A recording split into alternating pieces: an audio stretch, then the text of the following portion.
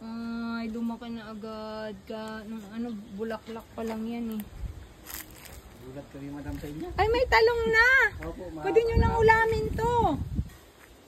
Ang galing ba tayo niyang pitasin? Ano daw po yung binhi? Hinihintay po namin kayo eh. Okay lang. Para Sige. makita nyo po. Ang laba.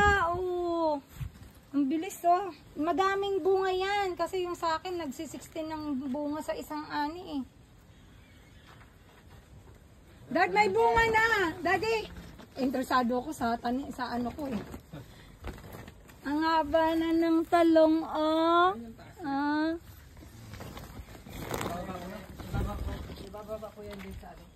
Ang liba? Apo. Ay. So ito yung 2 weeks lang oh. Ito po. Ang cute Ito ang cute. level ng tambak niya. Ito na yung pinaka-flooring. Ito po. Ito po yung flooring. Baka siya. Pero ito na yung pinaka-likod niya. Kit ko, wala pa.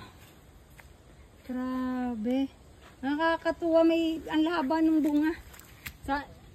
Gagawin daw nilang ano, dad, Binhi ko. binhi. Nagbunga na agad. Tingnan mo dadi sa dalanghita. Wow, ganda. Wow, laki-laki. Lalaki talaga yan, dalanghita yan. Itong pumelo. Oh, nag-aano na siya. Minerva. Yan. Minerva po ano? Ha? Hindi ko alam eh. Basta ano ata yan, Davao. Minerva po yan. Minerva tawag dyan. Ay, papapakasan nyo na. Hanggang pang second floor na yan.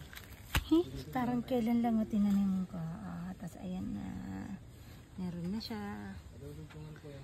Sabi ko na, ang sarap-sarap magtanim. Lalatagan na. Pag postehan na